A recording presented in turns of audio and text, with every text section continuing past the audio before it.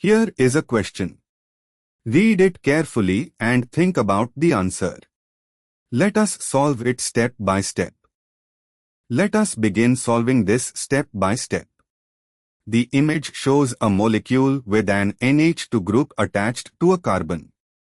Reading the connectivity, there is an ethyl group, CH3, CH2 on one side of the NH2-bearing carbon, and on the other side a carbon bearing a methyl group, CH3, and another methyl group, I, an isopropyl type fragment.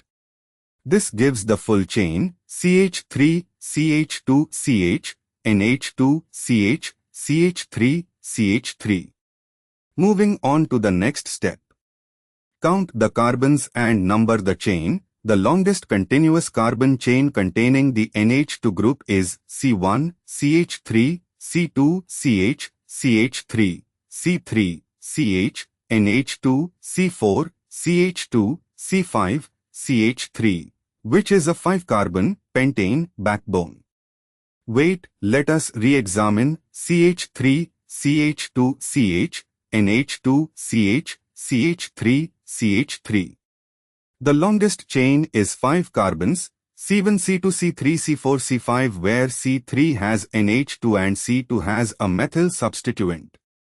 Actually numbering to give the NH to the lowest locant, numbering from the right, C1 is equal to CH3, C2 is equal to CH, CH3, C3 is equal to CH, NH2, C4 is equal to CH2, C5 is equal to CH3 gives amine at C3 and methyl at C2. Numbering from the left gives amine at C3 and methyl at C4, so we choose the direction giving lower locants, C1, CH3, C2, CH, CH3, C3, NH2, C4, CH2, C5, CH3, giving 3 amine and 2 methyl. Moving on to the next step. The parent chain is pentane, 5 carbons. The amino, NH2, group is at position 3, and a methyl substituent is at position 2.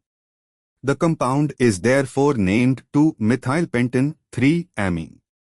And for the final step, the structure CH3, CH, CH3, CH, NH2, CH2, CH3 matches exactly a pentane chain with a methyl at C2 and an amine at C3.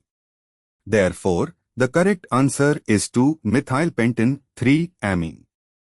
The correct answer is shown on screen.